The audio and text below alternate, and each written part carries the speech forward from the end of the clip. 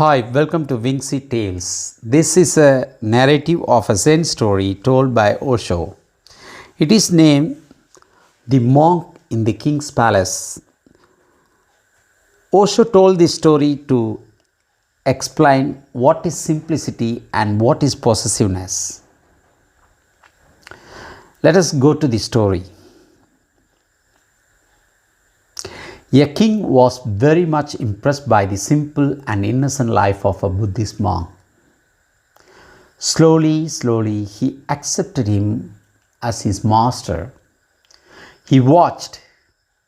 He was a very calculating man. He inquired about his character. Is there any loophole in his life? When he was totally convinced logically, his detectives informed him that this man has no dark spots in his life. He is absolutely pure, simple. He really is a great saint. He is a Buddha. Then he went to the man, touched his feet and said, "Sir, I invite you to come to my palace and live there. Why live here?" Deep down, although he was inviting the saint, he was expecting that the saint would refuse, that he would say, "No, I am a simple man. How can I live in the palace?" Even though he was inviting him, see the complexity of human mind. He was inviting him. He was expecting that if the invitation were accepted, he would be greatly joyous. And still there was an undercurrent that the saint, if he were truly a saint, would refuse. That he would say, "No, I am a simple man. I will live under the tree. This is my simple life. I have left all the world. I have renounced the world. I cannot come back to it." But the saint was really a saint. He must have been a Buddha. He said, "Okay, so where is the vehicle? Bring your chariot and I will come to the palace," he said. Of course, when comes to the palace, one has to come in style. Bring the chariot. The king was very much shocked. This man seems to be a cheat, a fraud. It seems that he was pretending all this simplicity just to catch hold of me. But now it was too late. He had invited him and he could not go back on his own word. Being a man of his word, a samurai, a warrior, a great king, he said, "Okay, now I am caught. This man is not worth anything. He did not even refuse once. He should have refused." He had to bring the chariot. But he was no longer happy. He was not joyous. But the saint was very happy. He sat in the chariot like a king. And the king sat in the chariot very sad, looking a little silly. And people were watching in the streets. What is happening? The naked fakir? And he was really sitting like an emperor. And the king was looking very poor compared to this man. And he was so joyous, so bouncing with ecstasy. And the more ecstatic he was, the more sad the king became. Now, how to get rid of this man? I have become caught in his net on my own. All those detectives and spies are fools. They could not see that this man has a plan. As if he was sitting under the tree for years so that the king would become impressed. All these ideas came into the head of the king. The king had arranged the best room for the saint if he would come, but he did not believe that he would ever come. The saint reached the room. He had been sitting under the tree for years. And he said, "Bring this, bring that. If you have to live in the palace, you have to live like a king." The king was getting more and more puzzled. Of course, he had invited him, so whatsoever he asked for was brought. But it was heavy on the heart of the king. It was becoming heavier every day because the saint started living like a king. In fact, better than the king, because the king had his own worries and the saint had none. He would sleep in the day, in the night, he would enjoy the garden and the swimming pool, and he would rest and rest. And the king thought, "This man is a parasite." One day, it was unbearable.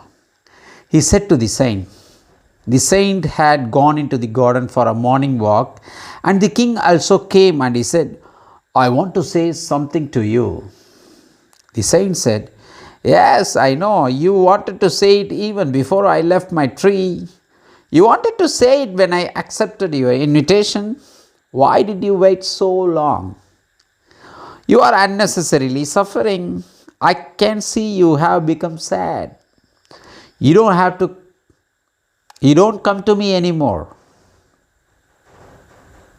You don't ask the great metaphysical religious question that you used to ask me when I used to live under the tree. I know, but why did you wait 6 months? That I can't see. You should have asked immediately, and things would have been settled then and there. I know what you want to ask, but ask." The king said, "I want to ask only one thing. Now, what is the difference between me and you? You are living more luxuriously than I am, and I have to work, and I have to worry, and I have to carry all kind of responsibilities.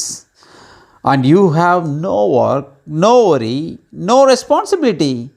I am feeling jealous of you, and I have certainly stopped coming to you because I don't think there is any difference between me and you. I live in possessions, but you live in more possessions than I.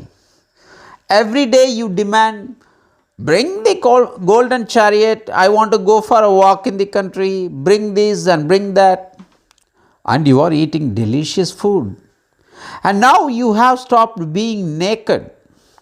You are using the best clothes possible. Then what is the difference between me and you?"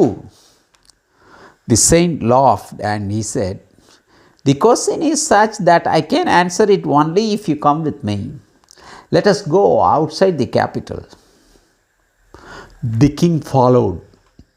They crossed the river and they continued.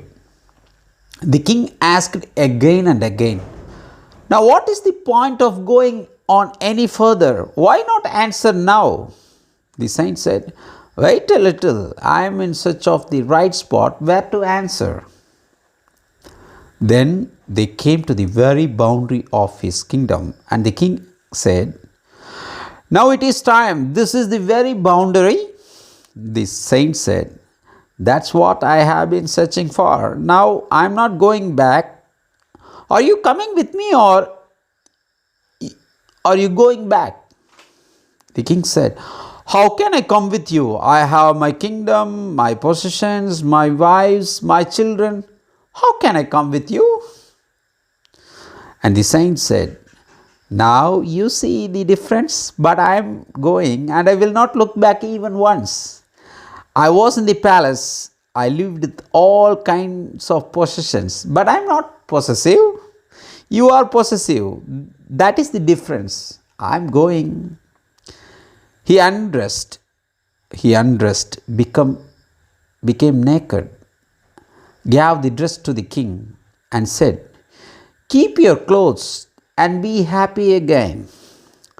Now the king realized that he had been foolish. This man was rare. a rare gem. He fell at his feet and said, "Don't go, come back. I have not understood you yet. Today I have seen the difference." Yes, that is true sainthood. The saint said, "I can come back, but remember, you will become sad again. For me, there is no difference whether to go this side or that side, but you will become sad again. Now let me make you happy. I'm not coming, I'm going." The more the saint insisted on going, the more the king insisted on him coming back. But the saint said, "Once is enough. I have seen you are a stupid person. I can come, but the moment I say I can come, I can see in your eyes the old ideas coming back. Maybe he is cheating me again. Maybe this is just an empty gesture, giving me the clothes and saying that he is going so that I become impressed again. If I come, you will be miserable again, and I don't want to make you miserable." Remember the difference. The difference is not in possessions, the difference is in possessiveness. A simple person is not one who possesses nothing. A simple person is one who has no possessiveness, who never looks back. Thank you for the support. I'm motivated to do more narrative because I could see the views of many unsubscribed members, and because of their like, and I'm ready to make more stories like this. So if you are new to this channel, kindly subscribe and support us. Thank you.